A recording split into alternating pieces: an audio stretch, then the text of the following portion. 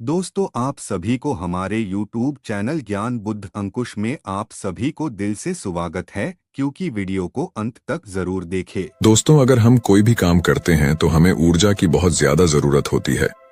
आप महसूस भी किए होंगे कि जब आप बीमार होते हैं तो आपकी ऊर्जा बहुत ही कम हो जाती है और आप चाह करके भी कोई काम नहीं कर पाते हैं।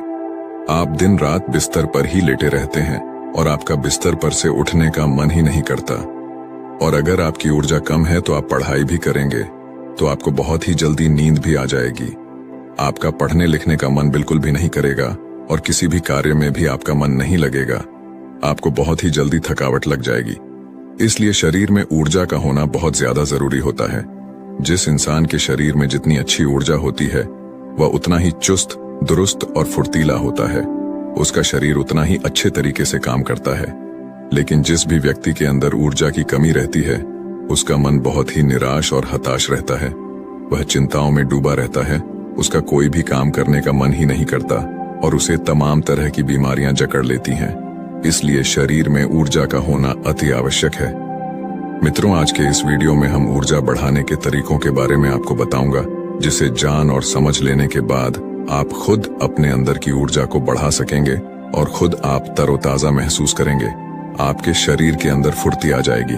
तो मित्रों, इस वीडियो को छोड़ करके कहीं जाइएगा नहीं। मित्रों, प्राचीन समय में नर्मदा नदी के किनारे बसे एक आश्रम में रोज की तरह गुरु अपने शिष्यों को तरह तरह की विद्याएं सिखाया करते थे। कुंडलिनी योग से लेकर के ध्यान करने तक वह सारी विद्याएं अपने शिष्यों को सिखाया करते थे। उन्हीं शिष्यों में एक निर्मल नाम का एक शिष्य था जिसका व्यवहार अन्य शिष्यों से बिल्कुल अलग था। उसके शरीर में ऊर्जा रहती ही नहीं थी। वह हर समय थका थका सा रहता था। एक बार की बात है, गुरु रोज की तरह अपने शिष्यों को ज्ञान का उपदेश दे रहे थे। उपदेश के बीच में ही निर्मल को नींद आ गई और गुरु की नजर अचानक निर्मल पर पड़ गई। फिर गुरु को गुस्सा भी आया। गुरु डांट कर बोलते हैं कि निर्मल, तुमने रात को ठीक से सोया नहीं था क्या, जो तुम्हें अभी इसी वक्त नींद आ रही है। निर्मल घबरा गया और वह तुरंत नींद से जाग गया और फिर कहने लगा कि गुरुवर, माफ कीजिएगा, मैं रात को भी सोता हूँ, फिर भी पता नहीं क्यों मुझे हर समय नींद आती रहती है। ऐसा लगता है कि शरीर में जान ही नहीं है। मैं बहुत जल्दी थक भी जाता हूँ, चाह करके भी मैं कुछ कर नहीं पाता। गुरुवर, मेरा पढ़ाई में भी बिल्कुल मन नहीं लगता। मैं तरह तरह के उपाय भी अपनाता हूँ और फिर भी मैं सफल नहीं हो पाता। हर समय ऐसा लगता है कि हमारे शरीर की ऊर्जा को किसी ने छीन लिया है। गुरु कहते हैं कि निर्मल, तुम बिल्कुल भी घबराओ नहीं। आज तुम्हारे साथ साथ मैं सभी शिष्यों को शरीर की ऊर्जा बढ़ाने के तरीके बता रहा हूं, जिसे तुम सब ध्यानपूर्वक सुनना। गुरु कहते हैं कि शिष्यों, सिर्फ अच्छा भोजन करने से शरीर में ऊर्जा नहीं बढ़ती। शरीर में ऊर्जा बढ़ाने के कई सारे कारण होते हैं। गुरु कहते हैं कि आश्रम में जो अनाज की खेती होती है तो क्या वह सिर्फ उसमें पानी डालने से ही अच्छी फसलें तैयार हो जाती हैं क्या? सभी शिष्य कहते हैं कि नहीं गुरुवर, उसमें तो खाद माटी के साथ साथ तमाम चीजें डालनी पड़ती हैं, तब जाकर के फसल अच्छी तैयार होती है।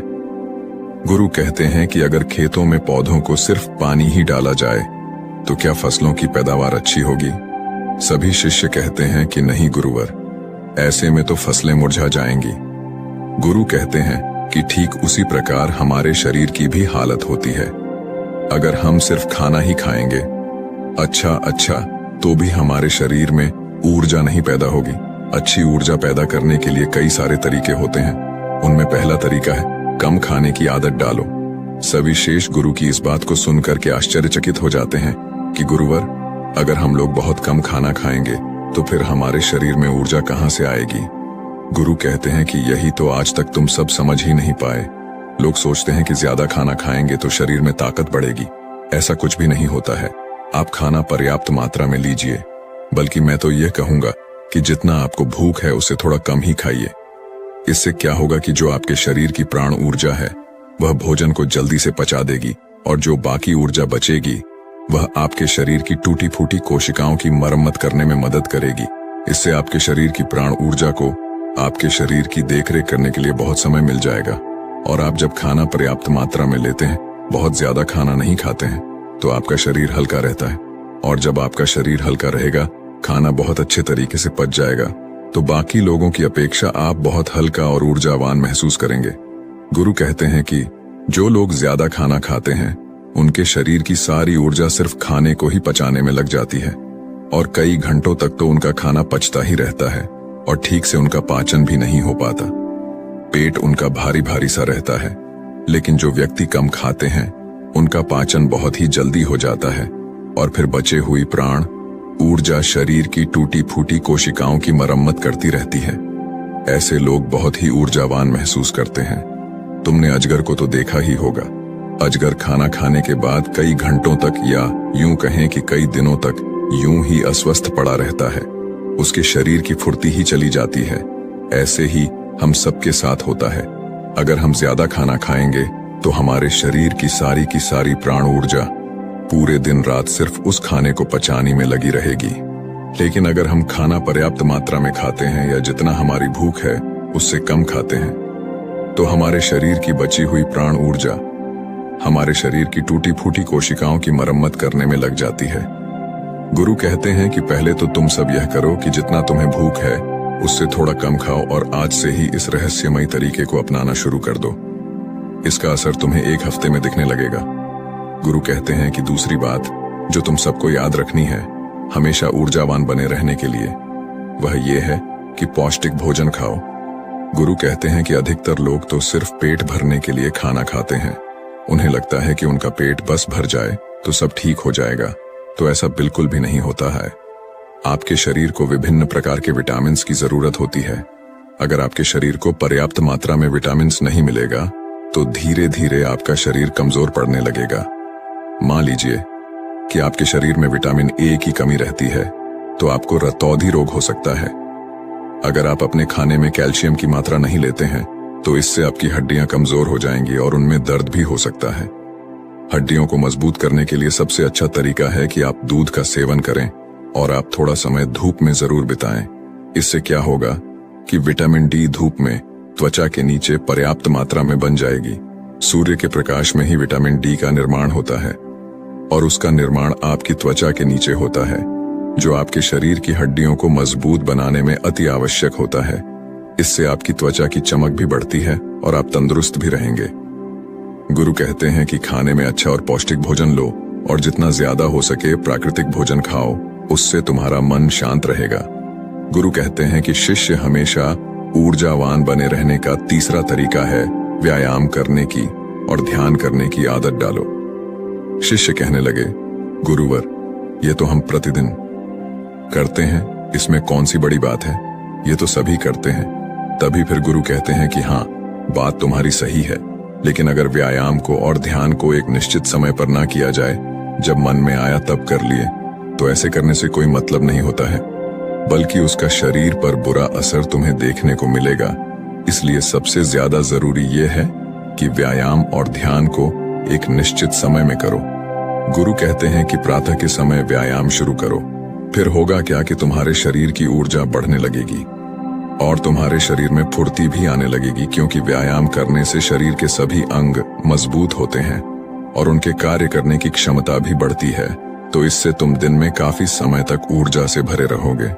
ऊर्जावान महसूस करोगे। जब धीरे धीरे ऊर्जा घटने लगेगी तो फिर अगला दिन आ जाएगा, तो तुम अगले दिन ठीक उसी समय पर व्यायाम करना, तुम्हारा शरीर ऊर्जा से भरा रहेगा। लेकिन सबसे ज्यादा जरूरी यह है कि व्यायाम और ध्यान को एक निश्चित समय पर करना, तभी इसका प्रभाव तुम्हें देखने को मिलेगा।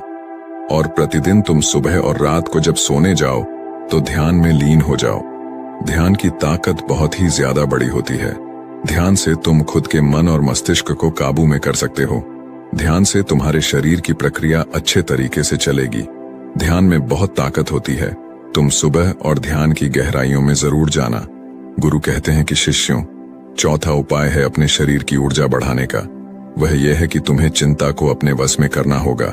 गुरु कहते हैं कि शिष्यों, अभी तुम सब बच्चे हो, अभी तुम सबको उतनी फिक्र नहीं है, लेकिन जब तुम धीरे धीरे बड़े होने लगोगे तो तुम्हारे ऊपर भी जिम्मेदारियों का बोझ आएगा, तो तुम्हारे ऊपर तमाम कामों का बोझ रहेगा। मैं यह नहीं कह रहा हूं कि तुम चिंता से हमेशा के लिए मुक्त हो सकते हो, लेकिन हाँ, अगर तुम समझकर चलो कि चिंता को कैसे रोका जाए, उसे कैसे अपने से दूर रखना है, उसे खुद पर हावी नहीं होने देना है, तो तुम बहुत ही समझदार व्यक्ति कहलाओगे।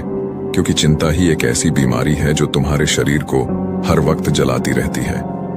जो व्यक्ति जितना गहराई से और जितना अंदर से चिंता करता है, वह बहुत ही ज्यादा परेशान रहता है। उसके शरीर की ऊर्जा को चिंता खुद छीन लेती है, और जिसके जीवन में चिंता ज्यादा है, वह मानसिक रूप से भी बीमार रहता है। इसलिए तुम सबको चिंता पर काबू पाना होगा। चिंता करने से ना तो हमारा भविष्य बदलता है और ना ही हमारा भूतकाल। चिंता सिर्फ और सिर्फ हमारे शरीर को हमसे छीन ले जाती है, हमारे सुख चैन को हमसे छीन ले जाती है। इसलिए जिस चीज को लेकर तुम्हें चिंता हो रही है, एक बार गौर से ध्यान में बैठ करके उसे देखने की कोशिश करो कि क्या वाकई में वह बात चिंता करने लायक है कि या नहीं। तब तुम पाओगे कि तुम 70 से 80% तो चिंता बेफजूल की बातों को लेकर के सोच रहे हो, जिनका कि वास्तव में कोई मतलब नहीं है। जिस भी बात को तुम जितना ज्यादा पकड़ कर रखोगे, वह बात तुम्हें बहुत ही ज्यादा सताएगी। इसलिए जो हो रहा है उसे होने दो, क्योंकि अगर तुम्हारा शरीर स्वस्थ रहेगा, तुम ऊर्जावान बने रहोगे, तो तुम चिंता से भी निपट लोगे। इसीलिए शिष्यों, अगर तुम्हें ऊर्जावान बने रहना है तो चिंता को अपने काबू में करना होगा। और इसके लिए आप प्रतिदिन ध्यान और व्यायाम की क्रिया जरूर शुरू करो।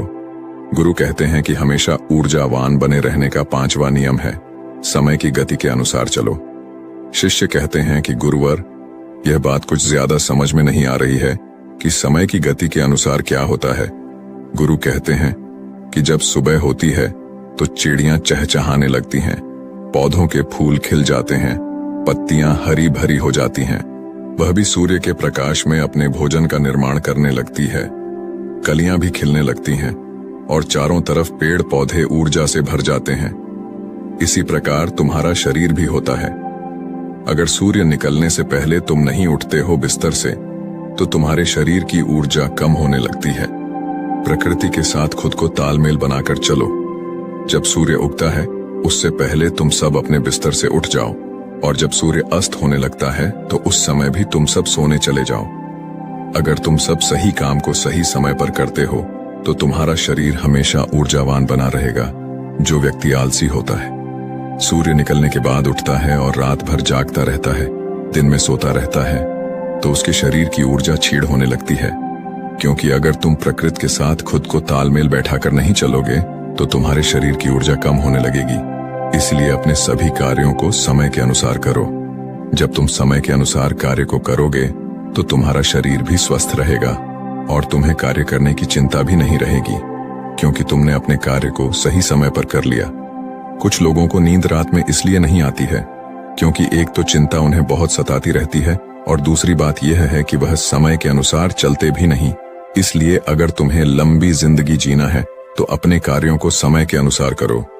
गुरु कहते हैं कि हमेशा ऊर्जावान बने रहने का 6ठा नियम है, खुद पर ध्यान दो। गुरु कहते हैं कि यह बहुत ही शक्तिशाली नियम है। खुद पर ध्यान देने का मतलब यह है कि तुम सब खुद से खुद को प्यार करो, खुद के लिए अच्छा सोचो। कई बार होता है कि कुछ लोग दूसरों की जिंदगी से बहुत ही ज्यादा निराश रहते हैं। अगर कोई दूसरा विकास कर रहा है तो उससे बहुत ही ज्यादा परेशान रहते हैं। उससे उनके अंदर जलन की भावना उत्पन्न होने लगती है, और जो व्यक्ति दूसरों के विकास से दुखी रहता है, तो उसके अंदर जलन की भावना पैदा हो जाती है। तो धीरे धीरे उसका शरीर ऊर्जा से छीड़ होने लगता है। इसलिए दूसरों पर ध्यान देने की बजाय खुद पर ध्यान दो, खुद को बेहतर बनाने में लग जाओ। जब तुम पूरी ऊर्जा के साथ खुद को बेहतर बनाने में लगोगे, तो तुम्हारे कार्य जरूर सफल होंगे। वह व्यक्ति अपने जीवन में कभी भी सफल नहीं हो पाता जो हर समय दूसरों के बारे में सोचता रहता है, दूसरों की बुराई के बारे में सोचता रहता है, दूसरों से जलन की भावना रखता है। उस व्यक्ति की ऊर्जा कभी भी अच्छी नहीं रहती। लेकिन वहीं पर जो व्यक्ति अपने बारे में अच्छा सोचता है और दूसरों के भी बारे में अच्छा सोचता है, तो उसकी ऊर्जा हमेशा बनी रहती है। इसीलिए अपनी ऊर्जा को अगर बढ़ाना है, तो खुद के बारे में अच्छा सोचो और खुद से बहुत प्यार करो। जब कोई इंसान किसी दूसरे व्यक्ति से जलता रहता है, तो उसके हार्मोन्स नकारात्मक होने लगते हैं, और अच्छे हार्मोन्स कभी भी उसके शरीर से स्रावित ही नहीं हो पाते, जिससे उसकी ऊर्जा कम होने लगती है। लेकिन वहीं पर जो व्यक्ति अच्छा सोचता है, पॉजिटिव रहता है, तो उसके शरीर के सभी हार्मोन्स सकारात्मक तरीके से निकलते रहते हैं। जिससे उसके शरीर में ऊर्जा बनी रहती है। गुरु कहते हैं कि हमेशा ऊर्जावान बने रहने का 7वां नियम है, सकारात्मक रहें। कैसी भी सिचुएशन तुम्हारी जिंदगी में आ जाए, तुम्हें हमेशा सकारात्मक बने रहना होगा। जो व्यक्ति जितना ज्यादा सकारात्मक होता है, उसकी सोच उतनी ही ज्यादा सकारात्मक होती है। वह उतना ही अच्छे तरीके से परेशानियों से निपट सकता है। लेकिन जिसके दिमाग में हमेशा नकारात्मक बातें ही भरी रहती हैं, वह नकारात्मक बातें ही सोचता रहता है, तो उसकी ऊर्जा लगातार नीचे की तरफ बहती रहती है, जिससे उसके शरीर की ऊर्जा धीरे धीरे क्षीण होने लगती है। लेकिन जिस भी व्यक्ति के अंदर सकारात्मक भावनाएं पैदा होती हैं, सकारात्मक बातें वह सोचता है, तो उसके अंदर की ऊर्जा ऊपर की तरफ बहती है। और जब ऊर्जा ऊपर की तरफ बहती है, तो वह किसी भी कार्य पर, किसी भी तत्व पर बहुत ही अच्छे तरीके से सोच पाता है। और जब वह किसी कार्य को करता है, तो उसमें वह सफल जरूर होता है। इसीलिए शिष्यों, हमेशा सकारात्मक बने रहना बहुत ज्यादा जरूरी होता है। जरूरी नहीं कि हर पल आप सकारात्मक ही रहे, लेकिन अगर आपकी सोच सकारात्मक है तो आप तमाम तरह की मुश्किलों से पार पा सकते हैं, मुश्किलों को अपनी जिंदगी से हरा सकते हैं। इसीलिए सकारात्मक सोच के साथ आगे बढ़ने का प्रयास जरूर करो। गुरु कहते हैं कि शिष्यों, यह 7 नियम अगर तुम सब अपना लेते हो, तो तुम्हारे शरीर की ऊर्जा कभी भी कम नहीं होगी। हमेशा तुम ऊर्जावान बने रहोगे और निर्मल। तुम तो मेरी ये 7 बातें आज से ही अपनाना शुरू करो, और अभी से, ताकि तुम्हारे शरीर की ऊर्जा ऊपर की तरफ बहे और तुम सकारात्मक सोच सको। जब तुम्हारे शरीर की ऊर्जा ऊपर की तरफ बहेगी, तो तुम्हें नींद भी समय पर आएगी। हर पल तुम्हें नींद नहीं आएगी और तुम्हारा शरीर ऊर्जा से भरा रहेगा। गुरु यह 7 नियम बताकर के शांत हो जाते हैं। तभी सभी शिष्य खड़े होते हैं और गुरु को प्रणाम करते हैं और उनका धन्यवाद अदा करते हैं, और सब लोग अपने अपने कार्यों पर वापस लग जाते हैं। तो दोस्तों, उम्मीद है इस वीडियो से आपको काफी कुछ सीखने को मिला होगा।